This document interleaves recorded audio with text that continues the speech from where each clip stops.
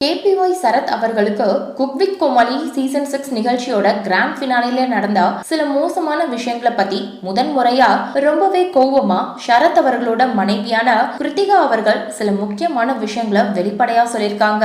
அதை பத்தி இந்த வீடியோல இப்ப நம்ம தெளிவா பார்க்கலாம். விஜய் டிவியோட நம்பர் 1 சக்சஸ்ஃபுல் ரியாலிட்டி ஷோ தான் குக் வித் கோமாளி. இந்த நிகழ்ச்சியோட சீசன் 6 கடந்த சில நாட்களுக்கு முன்னாடி தான் ரொம்பவே பிரம்மாண்டமா முடிவுக்கு வந்திருக்கு. ஆனா இந்த சீசன்ல யாருமே எதிர்பார்க்காத பல மோசமான விஷயங்கள் தான் தொடர்ந்து நடந்திருக்கு. அதுல குறிப்பா கிராண்ட் ஃபினாலே எபிசோட்ல சரத் அவர்களை ஒரு சீனியர் கோமாளி மாதிரியே நடத்தல. அது மட்டும் இல்லாம உமேர் அவர்களும் சரத் அவர்களை வாய்க்கு வந்தபடி ரொம்பவே மோசமா திட்டாரு.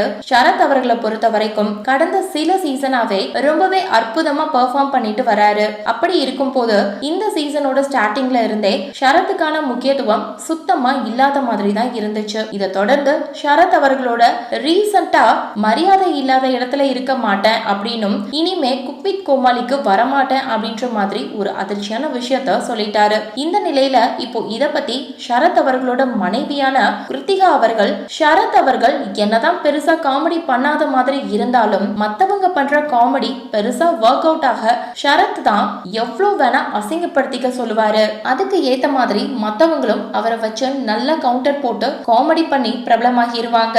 இது எல்லாருக்குமே நல்லா தெரியும். அப்படி இருக்கும் போது குக் வித் கோமாளி நிகழ்ச்சியை பொறுத்த வரைக்கும் சரத் அவர்கள் தொடர்ந்து பல சீசன்ல இருந்துட்டு வராரு. அவருக்கான முக்கியத்துவமும் கண்டிப்பா அவங்க கொடுத்தே ஆகணும். ஆனா இப்போ வந்த புது கோமாளிக்கு கொடுக்கிற முக்கியத்துவம் கூட சரத்துக்கு இந்த சீசன்ல கொடுக்கல. அதுலயும் கடைசி நாள் ஃபினாலே ஷூட்டிங்ல அவரை பல பேர் ரொம்பவே மோசமா நடத்திட்டாங்க.